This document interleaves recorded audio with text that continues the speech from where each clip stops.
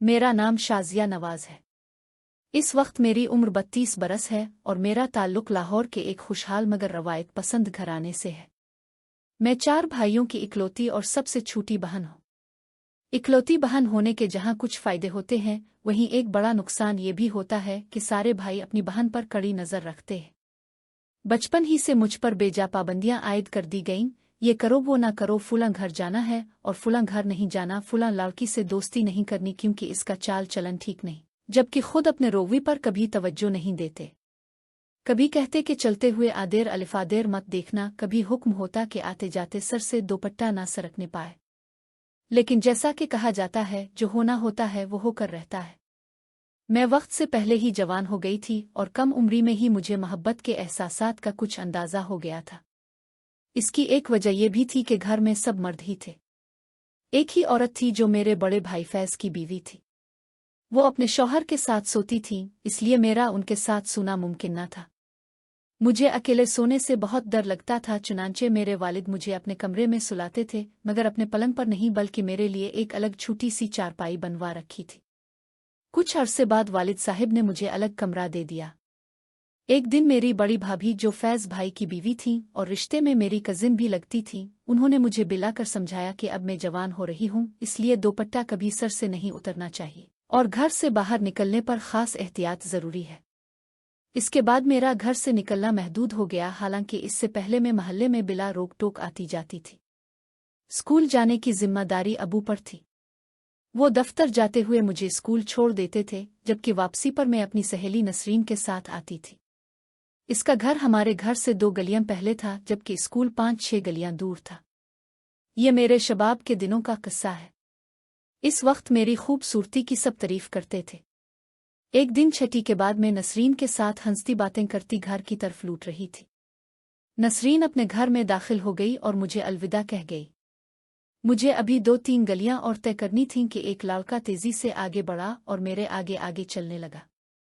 इसने 1-2 बार मुझसे बात करने की कोशिश की, मगर मैं डर के मारे सर झुकाकर खामोशी से चलती रही। रफ्ता रफ्ता ये इसका मामूल बन गया। जैसे ही नसरीन अपने घर में दाखिल होती, वो लड़का न जाने कहाँ से नमूदार हो जाता और मेरे साथ साथ चलने लगता। शुरू में मुझे बहुत उलझन हुई, मगर बाद में मैं लाशूरी तौर पर उसके इंतज़ार करने लगी। मसला ये था कि मैं अंदर से बहुत डरपोक थी, ख़ास तौर पर भाइयों से। उन्होंने साफ कह रखा था कि अगर मेरे बारे में कोई बात सुनी तो न सिर्फ मुझे स्कूल से उठवा लेंगे बल्कि सख्त अंजाम भी हो सकता है। इस लड़के का नाम समीर था। वो मुझसे उम्र और कद में बड़ा था, गोरा चिट्टा, खूबसूरत नक्शो निगार वाला, सिया आंखों वाला। वो हमारे स्कूल से आगे एक कॉलेज में पढ़ता था।